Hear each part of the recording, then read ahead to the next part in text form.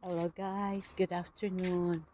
Ayan, hapon na ngayon dito, mag-aalas 6 na.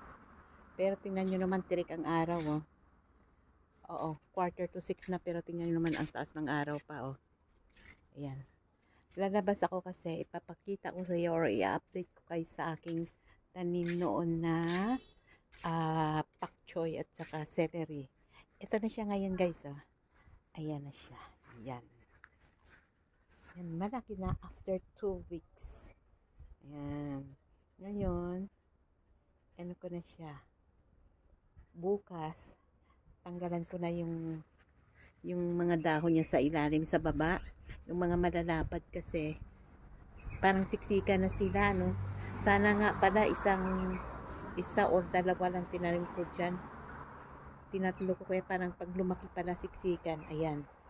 Pwede ko na siyang magulayan. Gugulayin ko yan bukas. At saka ito yung aking celery. May bago akong tanim na celery at saka may bago akong ano naman yung i-experiment ko naman. Akala ko may tumawag sa akin. Experiment na lettuce. Yan kasi yung tinry ko rin yung pinakapuno ng lettuce, yung 'di ba pag tinanggalan yung lettuce, yung parang repolyo, 'di ba, yung pinakapuno niya, kahit wala nang ugat, tinry ko siyang patubuin. Pag napatubo ko, papakita ko sa inyo. Yan yung aking celery. Tapos yung aking ito na yung na-transfer ko ng mga bell pepper, red bell pepper. At saka ito na yung aking kamatis na pang-transfer ko. May 3 puno ako. Ito yung pinakamalaki. Hindi ko to itinanim. Nabuhay lang ito sa pot. Kaya hinayaan ko na. Tapos ito na yung aking saluyot. Pinag-ano ko na to kahapon. Yung inani ko na. Kasi yung kaibigan ko pumunta nang hingi ng saluyot. Ayan, 3 patin yung saluyot ko. Yung aking nana or yung mint ko, binago ko kasi doon siksika na sila, hindi na lumalaki, hindi na tumataba. Kaya binago ko na siya. Ito yung aking kamote, oh. Ito pinakamatanda na ito. Siguro 2 taon, 3 taon. Kaya ang puno niya, matandang-matanda na. Tapos ito yung bago kong tanim. Yan. Natalbusan ko na ito one time. Tapos ito nag-transfer ako dito sa sapat ng papaya ng kamote din. Para madami yung kamote ko kasi batalbos lang naman ang kailangan. Ayan yung papaya ko, parang namumulaklak na. Sana matuloy na, may bulaklak na siya, oh. Yan. Ito yung aking isang pinya. Pero yung isang pinya ko doon may bunga na. Tapos ito yung aking gamba. Palaking ko sila pa kasi para gugulayin ko. Yung tanggalan ko ng talbos o ng dahon. Tapos ito yung aking green onions. Alam nyo guys, nakakuha na ako kanina ng seeds niya. Ito pala, pagkatapos pala ng bulaklak, ito nagkaka-seeds na siya. Ayan, makikita nyo. May kinuha na ako doon mamaya. Dahil itatanim ko uli. Ipupunla ko siya. Ito mayroon pang bagong bulaklak, oh. So, napakaraming green onions itong sakit. Ayan na. May panibago siyang namumulaklak na. Yun pala, nasagot yung katanungan ko, bakit namumulaklak yung onions ko. Yun pala ang sabi sa nabasa ko na ang onions, green onions pala, pag pumapasok na siya sa 2nd taon niya, namumulaklak pala talaga yun. Oo. Pero kahit namumulaklak daw siya, pwede naman siya magulay.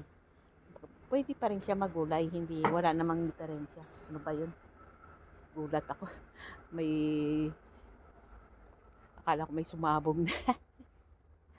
Tapos, ayun, kaya okay lang. Kaya yun, yung bulaklak niya may bunga na. So, may bago akong ipupunla. Ayan, yung aking pinya lumabas na.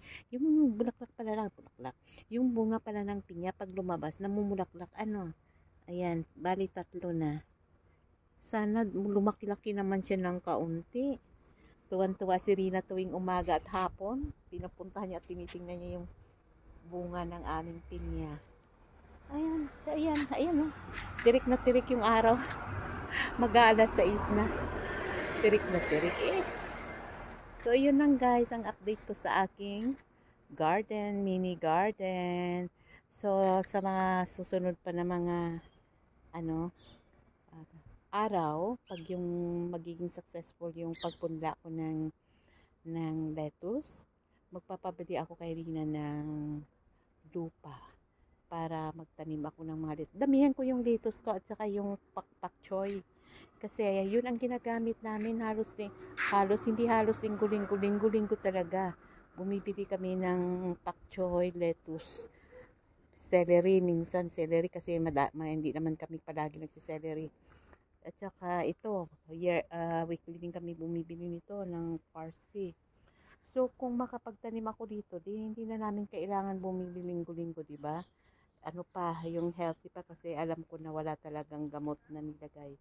Kaya nga sabi ko kay Rina, pag nag-successful yung tanim ko ng pak choy at saka ng lettuce, magtatanim ako ng ilang puno para yun ang aanihin namin tuwing kailangan namin. Kasi actually yung lettuce gabi-gabi kinakain namin yan. Nagsasalad kasi kami gabi-gabi, vegetable salad. So yun ang kinakain namin, o di ba? Para healthy. Kasi sa store sabi nila although organic ang binibili namin, pero hindi mo pa rin sigurado kung talagang organic na 100% eh. Pero pag tanim mo, sarili mong tanim, sigurado ka talaga, di ba?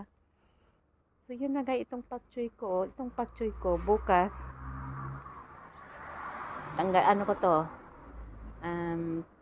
aanihin ko yung magulang niya na dahon, yung malapad na. Kasi may gugulayin na naman ako bukas. Filipino ulam or gulay na gusto